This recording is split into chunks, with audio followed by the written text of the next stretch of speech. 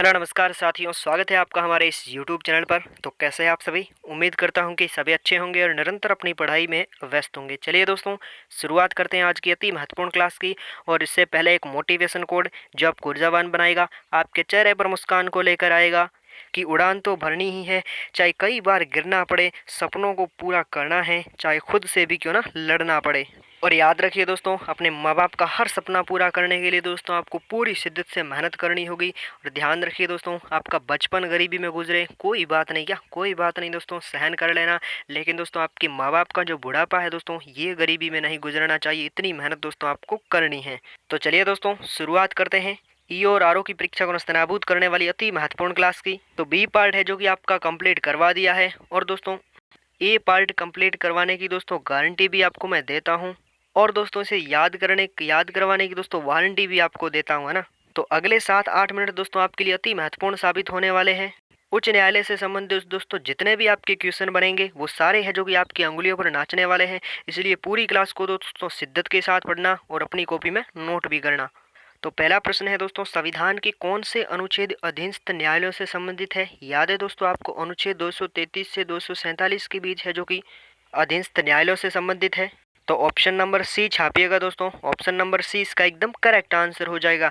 वहीं दोस्तों कुछ महत्वपूर्ण अनुच्छेद है जो आपके एग्जाम की दृष्टि से अति महत्वपूर्ण साबित होने वाले हैं, जो आपको लिखवाने वाला हूं दोस्तों। एक तो छापिएगा दोस्तों, उच्च न्यायालय द्वारा दिए गए निर्देशों को दोस्तों परिवर्तन करने का उल्लेख दोस्तों आपसे पूछेगी किस अनुच्छेद में, तो छापिएगा दोस्तों अनुच्छेद 226 में है।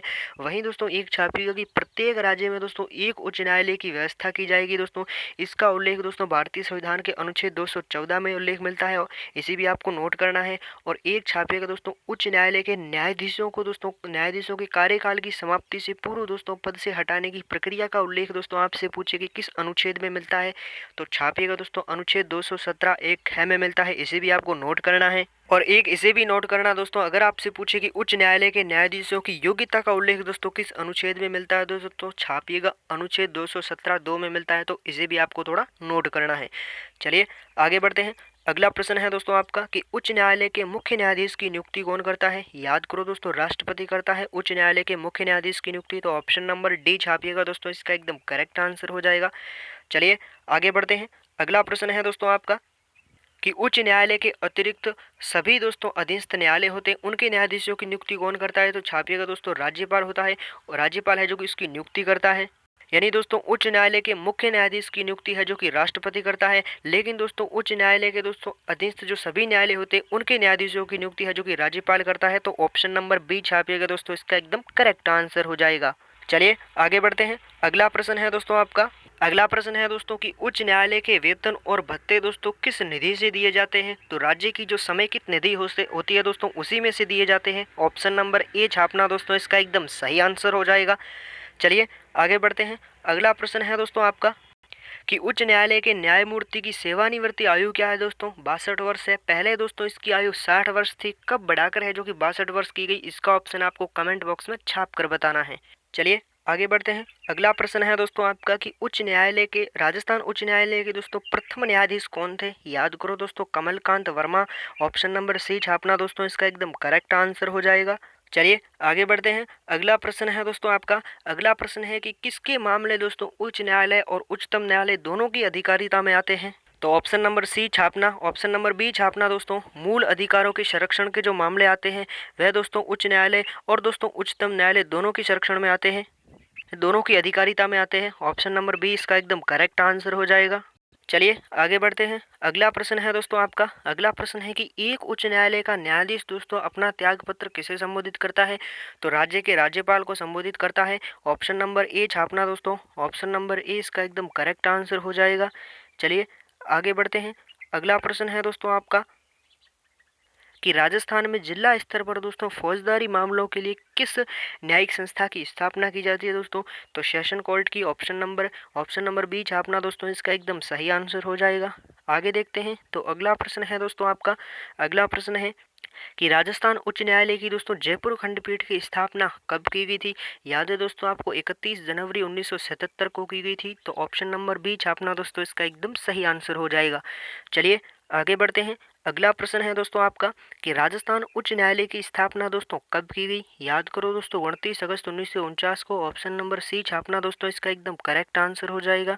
राजस्थान में दोस्तों उच्च न्यायालय की स्थापना जोधपुर में और खंडपीठ की आपको स्थापना पूछे दोस्तों तो छापिएगा जयपुर में की गई 31 जनवरी 1977 को। तो इसे भी आपको थोड़ा ध्यान में रखना है। चलिए आगे देखते हैं। अगला प्रश्न है दोस्तों आपका कि राजस्थान राज्य की सर्वोच्च न्यायिक संस्था कौन सी है। उच्च न्यायालय है। ऑप्शन नंबर ए छापिएगा दोस्तों इसका एकदम करेक्ट आंसर हो जाएगा। चलिए आगे बढ़ते हैं। अगला प्रश्न है दोस्तों आपका कि राजस्थान में प्रथम ग्राम न्यायालय की स्थापना दोस्तों कहाँ की थी। तो जयपुर, बस्सी जयपुर में। ऑप्शन नंबर सी छापना दोस्तों इसका एकदम करेक्ट आंसर हो जाएगा। चलिए आगे बढ़ते हैं। अगला प्रश्न है दोस्तों आपका कि राजस्थान में जिला न्यायालय के निर्णय के विरुद्ध दोस्तों अपील कहाँ की जाती है। तो उच्च न्यायालय में की जाती है। कहाँ पर की जाती है दोस्तों, उच्च न्यायालय छापिएगा। उच्च न्यायालय दोस्तों इसका एकदम करेक्ट आंसर हो जाएगा। राजस्थान में जिला न्यायालय के निर्णय के विरुद्ध दोस्तों अपील है जो कि उच्च न्यायालय में की जाती है। तो इसे आपको नोट करना है। और अगर आपसे पूछे दोस्तों कि राजस्थान में उच्च न्यायालय के मुख्य न्यायाधीश पद पर दोस्तों सर्वाधिक लंबी अवधि तक रहने वाले दोस्तों कैलाश नाथ वांचू थे। तो इसे भी आपको थोड़ा नोट करना है। ठीक है दोस्तों, ये होगी आज की हमारी क्लास।